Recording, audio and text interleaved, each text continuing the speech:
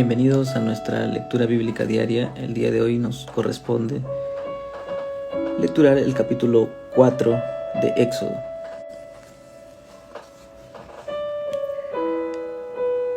Capítulo número 4 del libro de Éxodo.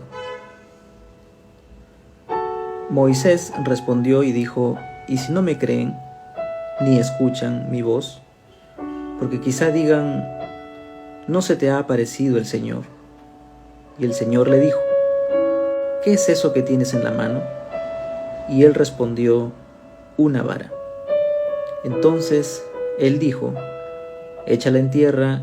Y él la echó en tierra, y se convirtió en una serpiente, y Moisés huyó de ella. Pero el Señor dijo a Moisés: extiende tu mano y agárrala por la cola. Y él extendió la mano, la agarró, y se volvió vara en su mano. Por esto creerán que se te ha aparecido el Señor, el Dios de tus padres, el Dios de Abraham, el Dios de Isaac y el Dios de Jacob. Y añadió el Señor: ahora mete la mano en tu seno. Y él metió la mano en su seno, y cuando la sacó, he aquí su mano estaba leprosa, blanca como la nieve. Entonces él dijo: vuelve a meter la mano en tu seno. Y él volvió a meter la mano en su seno, y cuando la sacó de su seno, he aquí se había vuelto como el resto de su carne. Y acontecerá que si no te creen ni obedecen el testimonio de la primera señal, quizá crean el testimonio de la segunda señal. Sucederá que si todavía no creen estas dos señales, ni escuchan tu voz, entonces tomarás agua del Nilo y la derramarás sobre la tierra seca. Y el agua que tomes del Nilo se convertirá en sangre sobre la tierra seca. Entonces Moisés dijo al Señor: por favor, Señor, nunca he sido hombre elocuente, ni ayer ni en tiempos pasados, ni aun después de que has hablado a tu siervo, porque soy tardo en el habla y torpe de lengua. Y el Señor le dijo: ¿quién ha hecho la boca del hombre? ¿O quién hace al hombre mudo o sordo con vista o ciego? ¿No soy yo el Señor? Ahora pues ve, y yo estaré con tu boca, y te enseñaré lo que has de hablar. Pero él dijo: te ruego, Señor, envía ahora el mensaje por medio de quien tú quieras. Entonces se encendió la ira del Señor contra Moisés, y dijo: ¿no está allí tu hermano Aarón el levita? Yo sé que él habla bien, y además, he aquí, él sale a recibirte, al verte se alegrará en su corazón. Y tú le hablarás y pondrás las palabras en su boca, y yo estaré con tu boca y con su boca, y os enseñaré lo que habéis de hacer. Además, él hablará por ti al pueblo, y él te servirá como boca, y tú serás para él como Dios. Y tomarás en tu mano esta vara con la cual harás las señales. Moisés se fue y volvió a casa de su suegro Jetro, y le dijo: te ruego que me dejes ir para volver a mis hermanos que están en Egipto, y ver si aún viven. Y Jetro dijo a Moisés: ve en paz. Y el Señor dijo a Moisés en Madián: ve, vuelve a Egipto, porque han muerto todos los hombres que buscaban tu vida. Moisés tomó su mujer y sus hijos, los montó sobre un asno y volvió a la tierra de Egipto. Tomó también Moisés la vara de Dios en su mano. Y el Señor dijo a Moisés: cuando vuelvas a Egipto, mira que hagas delante de Faraón todas las maravillas que he puesto en tu mano. Pero yo endureceré su corazón, de modo que no dejará ir al pueblo. Entonces dirás a Faraón: así dice el Señor: Israel es mi primogénito, mi hijo primogénito. Y te he dicho: deja ir a mi hijo para que me sirva. Pero te has negado a dejarlo ir. He aquí mataré a tu hijo, a tu primogénito.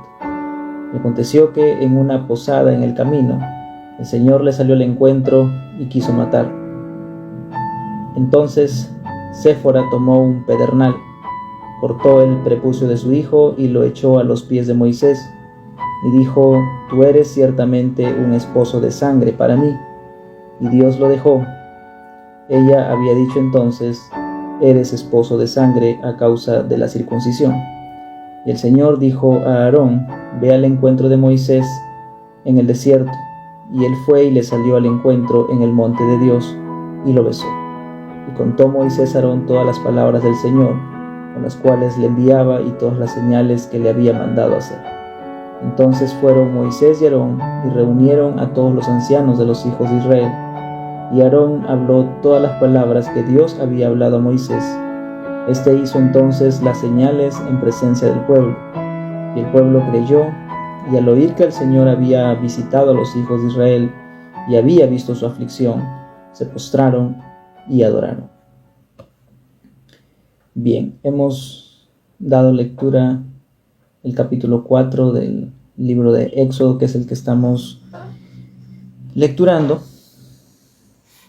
y voy a comentar un poco acerca de este libro. Pero había quedado pendiente el día de ayer poder realizar un comentario sobre el capítulo número 3, donde se hablaba o se mencionaba el nombre propio de Dios. Cuando miramos en el capítulo número 3, en el verso 13, vemos que Moisés hace una objeción, ¿no? Ya había hecho una primera objeción cuando dijo: ¿quién soy yo para ir a Faraón y a sacar a los hijos de Israel de Egipto? Ante esta primera objeción, ¿qué es lo que hace el Señor? Le dice: ciertamente yo estaré contigo.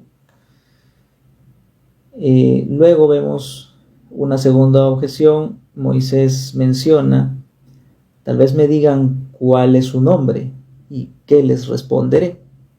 Ante esta pregunta, Moisés se va a topar con algo que sería el nombre propio de Dios, que se tendría que utilizar generación tras generación, y quizás poco hemos escuchado acerca de ello. El nombre que se utiliza aquí es: y dijo Dios a Moisés, yo soy el que soy. Y añadió: así dirás a los hijos de Israel, yo soy, me ha enviado a vosotros. Aquí este término yo soy es escrito como el nombre propio de Dios, ¿sí? Yo soy quien yo soy, que quiere decir también yo seré quien yo seré. Habla mucho de la identidad misma de Dios, y es a lo que denominamos este término el tetragramaton, que son consonantes en hebreo que no llevan vocales, y su pronunciación es súper compleja. No tenemos mucho conocimiento acerca de ello, ya que en el tiempo esto se fue perdiendo. Las vocales más probables que se utilizan para estas consonantes, que traducidas a nuestro idioma es Y, H, V, H, con las vocales más probables toma el nombre de Yahvé, que es como nosotros lo conocemos, que quiere decir Él es el que existe, o Él es el que trae existencia. Y esta pronunciación original, como lo estaba mencionando, se perdió, ya que los judíos trataban de usarlo porque se pensaba que era un nombre demasiado santo para ser pronunciado. Ese era el concepto, la concepción que tenían los judíos, ¿no? Era un nombre muy santo para poder ser utilizado, ya que hay otros nombres como se identifica a Dios, como el Dios Altísimo, el Señor, Dios, pero este nombre propio de Dios que menciona Moisés sería pues el nombre que tiene, digamos, absolutamente todo lo que contiene toda la identidad de Dios mismo, que Él es el que es en el presente, pasado, futuro.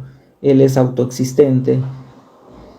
Entonces, este nombre propio de Dios era evitado ser usado por los judíos. Y por ello, cuando leían el texto, los judíos utilizaban o reemplazaban esta palabra o este tetragramaton por la palabra Adonai, que en hebreo quiere decir mi Señor, ¿no? Entonces, posteriormente ya los eruditos han combinado las vocales de Adonai con las consonantes, como ya lo había mencionado, de este tetragramaton, que es Y, H, V, H, para poder formar ya el término que nosotros conocemos, que ya es un término híbrido, ¿no? Al cual nosotros traducimos ya como Jehová o Jehová, que es como nosotros lo conocemos.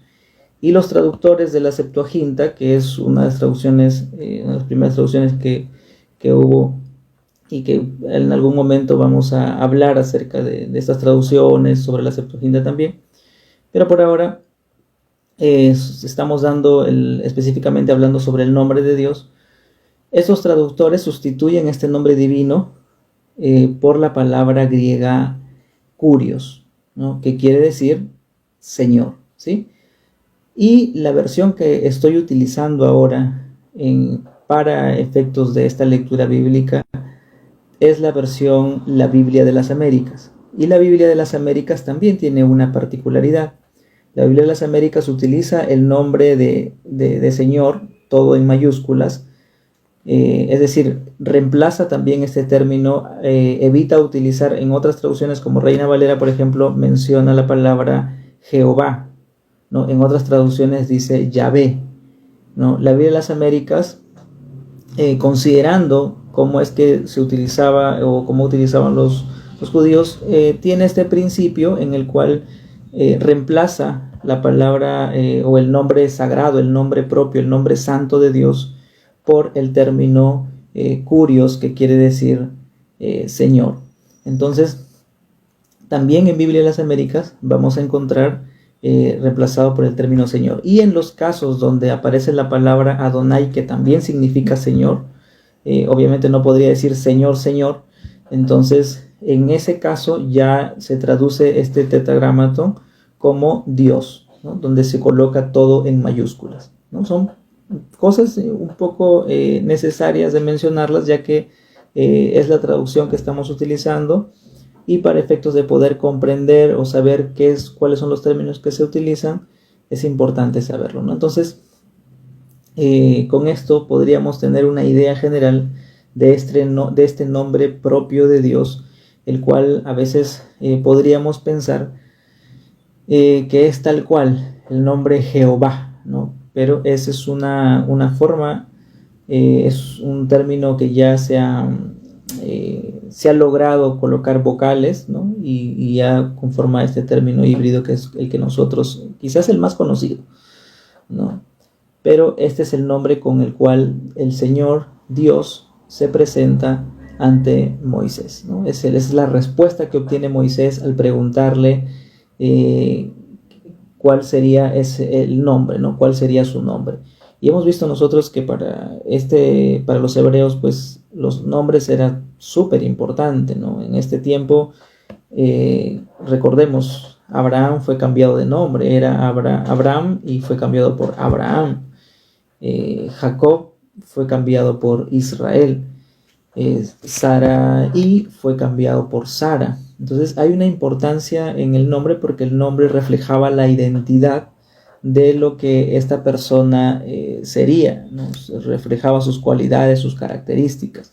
Y es por esta razón que este nombre propio de Dios, yo soy el que soy, refleja las características de Dios mismo, ¿no? Como que Dios existe, existirá, Él es autoexistente, siempre existió, es el que es y es el que será, ¿no? Refleja a Dios mismo en sus características, y digamos que es el nombre que encierra todos los componentes, que sería lo que Dios realmente es, ¿no? Porque tenemos muchos nombres realmente, como Dios se presenta, el Dios Todopoderoso, el Shaddai, pero este es el nombre propio de Dios. Bien, versículo 15, 3:15 dice: este es mi nombre para siempre, y con él se hará memoria de mí de generación en generación, ¿no? Entonces aquí se coloca que ese nombre sería con el que sería conocido el Señor de generación en generación.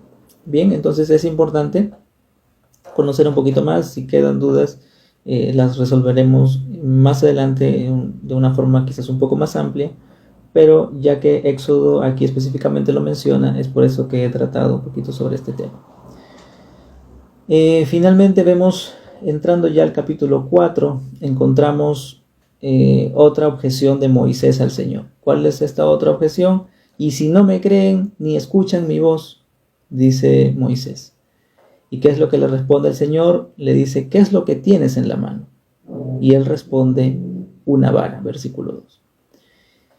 Vemos aquí que Moisés responde una vara. En este caso entonces es la vara de Moisés. El Señor le dice, ¿qué es eso que tienes en la mano?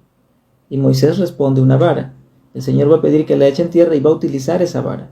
Pero si nosotros vamos al versículo 20, nos vamos a topar que ya no se refiere a la vara de Moisés, sino lo que dice el versículo 20 es, finalizando el versículo 20 menciona, tomó también Moisés la vara de Dios en su mano.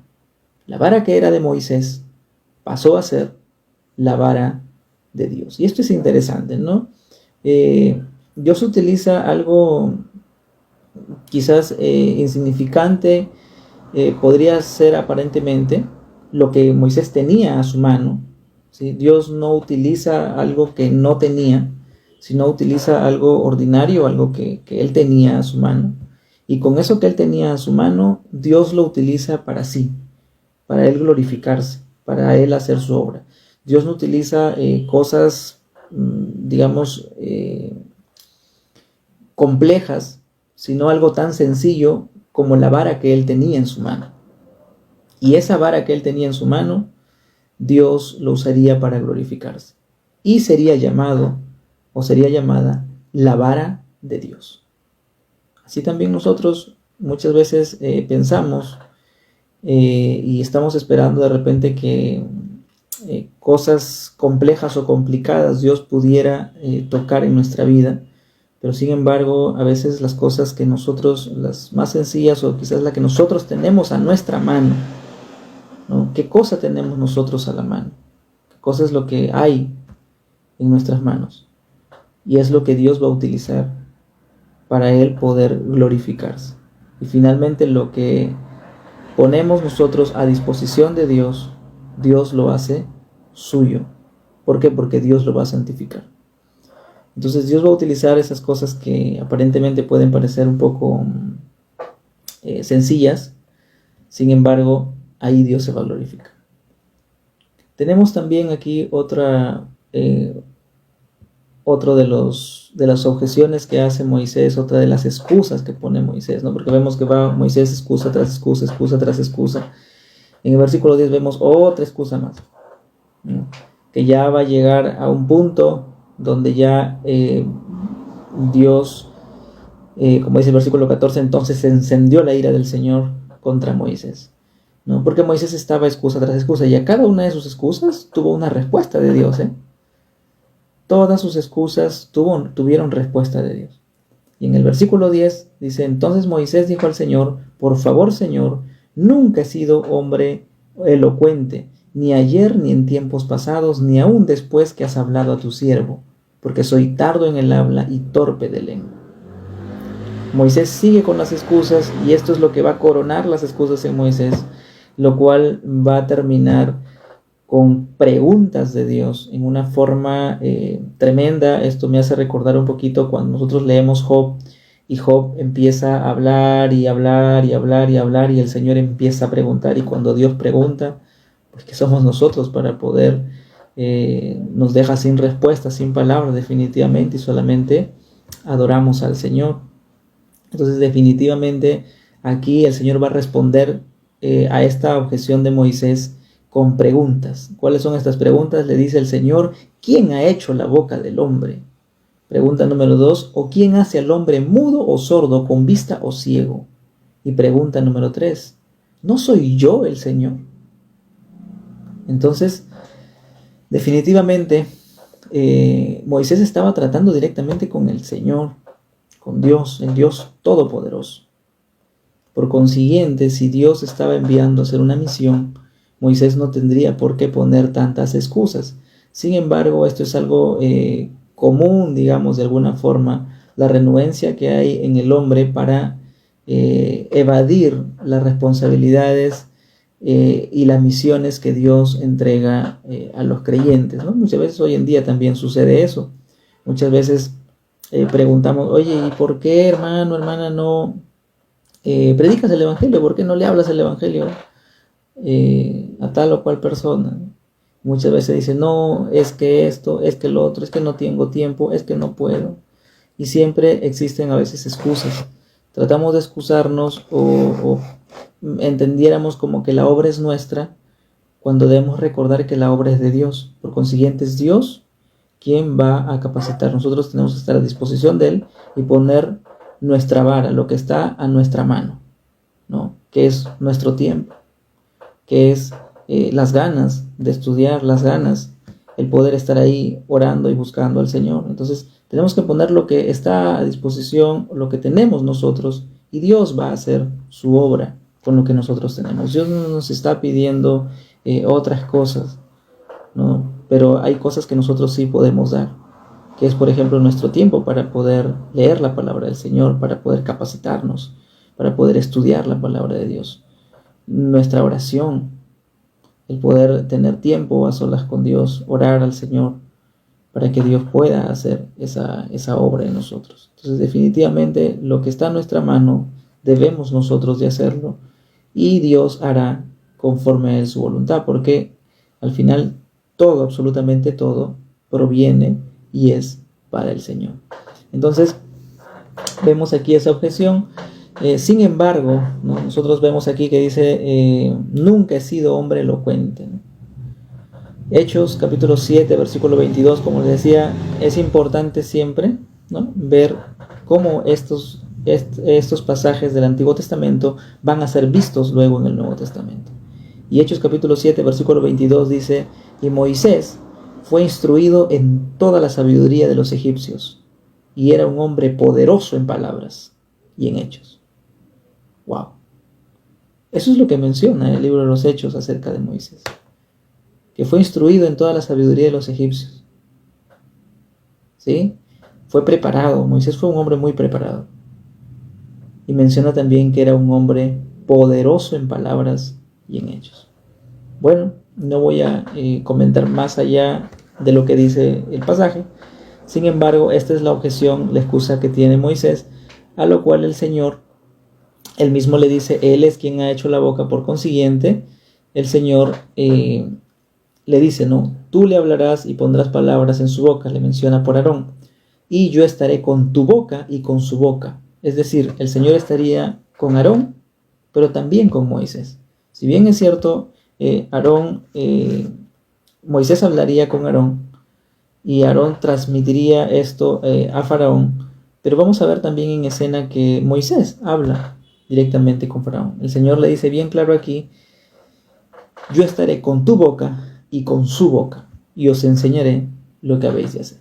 Entonces, qué importante es que reconocer que es Dios quien lo hace absolutamente todo, ¿sí? Cualquier necesidad que nosotros podamos tener, cualquier cosa a lo que nos podamos sentir incapaces quizás en algún momento, debemos recordar que finalmente todo lo que nosotros tenemos o hacemos, Dios no lo ignora, y Dios lo conoce todo, y Dios tiene el poder para hacer lo que a nosotros nos puede parecer imposible, porque a veces podemos sentir que la misión que Dios nos encarga es demasiado grande, pero a veces estamos como Moisés, poniendo muchas excusas para no realizar lo que Dios quiere que nosotros hagamos. Pero recordemos que lo que Dios nos ha enviado, lo que Dios ha puesto en su palabra, es para que nosotros lo pongamos por obra, para que lo cumplamos. Y lo interesante aquí es de que Dios no nos deja solos, sino que Él pone el querer como el hacer.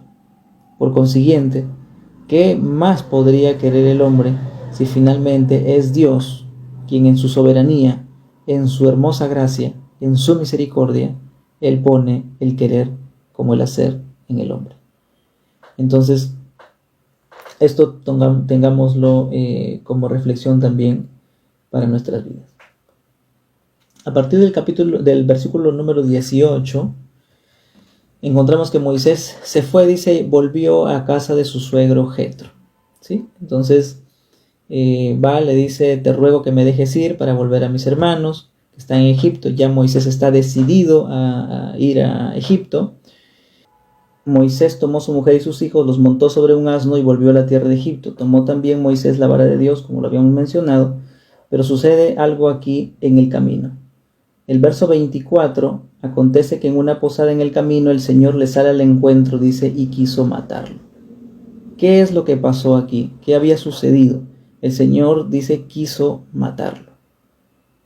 O sea, después de una experiencia tan bonita, digamos, de haber estado en el encuentro con Dios, ¿qué es lo que estaba pasando? Había sucedido que Moisés no había circuncidado a su primogénito, como la ley o como el pacto, con Abraham había sido realizado para todos los hijos o descendientes de Abraham. Recordemos que Abraham se circuncidó cuando Ismael ya estaba grande, y Abraham cumplió fielmente este pacto, ¿no? Esta señal de la circuncisión que lo hizo con Isaac, y más adelante esto se ha trasladado generación tras generación. Pero vemos aquí un detalle: Moisés no había circuncidado a Gersón, y ahí encontramos un problema, ¿no? Porque ese es un tema ya de desobediencia por parte de Moisés. Y dice entonces, aconteció que salió al encuentro y quiso matarlo. Y vemos aquí la actitud de Séfora, ¿sí? La actitud de Séfora dice, tomó un pedernal, cortó el prepucio de su hijo y lo echó a los pies de Moisés y dijo, tú eres ciertamente un esposo de sangre para mí. Vemos más tarde el liderazgo tan grande de Moisés para mover a todo el pueblo de Israel. Sin embargo, a la edad que Moisés tenía, encontramos que también tuvo sus debilidades.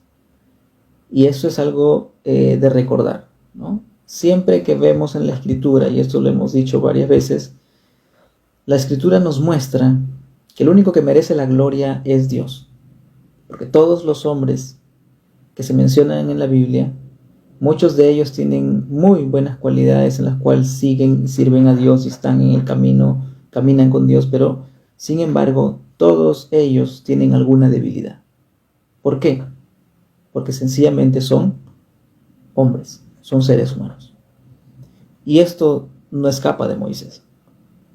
Moisés, habiendo tenido un encuentro personal con Dios, pero sin embargo, no habría tomado en cuenta que su hijo no estaba circuncidado, ¿no? Entonces, es tremendamente, digamos, lo que sucedió, lo que hizo Séfora, ¿no? Como Séfora toma en ese momento esta acción de circuncidar a su hijo. Esto va para, digamos, recordar, como digo, a veces pasamos desapercibido estos puntos que son tan interesantes, en los cuales hay eventos, hay acciones que son resaltados por la Escritura, donde menciona mujeres específicamente, ¿no? Y a veces sentimos como que la Escritura es muy machista, pero sin embargo no, existen pasajes específicos de acciones específicas en casos muy puntuales, como lo vimos el día que tratamos el capítulo 1 con las parteras. Así también vemos aquí a Séfora en acción. Y más tarde incluso Séfora va a ser por ser madianita, por ser cusita, no va a ser acusada de alguna forma. Eso lo vamos a ver más adelante. Sin embargo, aquí vemos la acción de Séfora, que pues obviamente sí agradó a Dios, ¿no? ¿Y por qué decimos que sí agradó a Dios? Porque vemos en el versículo 26, dice, y Dios lo dejó. Y Dios lo dejó, ¿no? Entonces, qué interesante, la acción de Séfora, ¿sí? Va en favor también de su esposo, ¿no? Y esto es algo que tiene que ver también con el matrimonio, ¿no? No solamente es, o sea, si bien es cierto, la Escritura menciona que el hombre debe ser la cabeza del hogar, la cabeza de la familia, pero sin embargo no olvidemos que en ocasiones, en este caso, Séfora, al ver a su esposo que prácticamente pues iba a morir, ¿no? Ella acude a poder hacer lo que estaba a su mano para poder librar a su esposo también. Entonces vemos aquí esa acción por parte de Séfora. Bien, el Señor le dice a Aarón: ve al encuentro de Moisés en el desierto. Él se fue, le da el encuentro, y es ahí donde cuenta Moisés a Aarón todas las cosas que Dios le había dicho, con las cuales estaba enviando, las señales que le había mandado hacer. Y se van y se reúnen ya con los ancianos de los hijos de Israel, que era tal cual como Dios se lo había dicho, ¿no? Aarón habla todas las palabras que Dios había hablado a Moisés. Vemos aquí a Aarón como un mediador, ¿sí? Aarón como un mediador, y esto sería el preludio a que más tarde Aarón sería el sacerdote, el sumo sacerdote, porque recordemos de que el sacerdote pues es un mediador, ¿no? Y aquí lo que está haciendo Aarón es ser un mediador. El pueblo creyó, y al oír que el Señor había visitado a los hijos de Israel y había visto su aflicción, se postraron y adoraron. Qué interesante. Culmina este capítulo número 4 mencionando en el verso 31, el pueblo creyó. ¿Sí? El pueblo creyó. Entonces, el pueblo cree, y al oír que el Señor había visitado a los hijos de Israel y había visto su aflicción, se postran y adoran. Recordemos lo que hemos leído el día de ayer. El pueblo clama al Señor, Dios los oye, ¿sí? Y aquí ellos van a ver la respuesta a su oración. Una vez más decimos entonces que Dios oye nuestras súplicas, que Dios escucha nuestro clamor, que Dios escucha nuestras oraciones.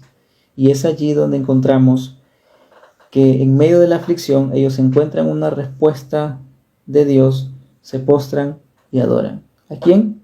Al Dios Santo. ¿Sí? Entonces puede parecer algo muy sencillo, pero sin embargo ahí en la oración, en el clamor de verdad, de corazón, pues está Dios escuchándonos, Dios oyéndonos.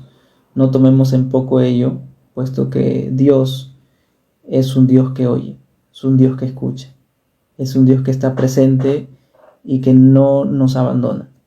¿Sí? No abandonó al pueblo de Egipto, al pueblo de Israel que estuvo en Egipto. Pasaron más de 400 años, clamaron y el Señor los oyó. Y está dando aquí el inicio de las respuestas de este clamor. Y cuando ellos ven que sus oraciones han sido escuchadas, la actitud no es irse, decir, ya bien, nos escuchó, entonces estamos felices que ya nos escuchó. No. ¿Cuál es la acción? La acción que debemos tener todos cuando vemos que ese Dios Santo nos ha oído, que es postrarnos y adorarle. Postrarnos y adorarle. Bien, de esta manera hemos concluido el capítulo número 4.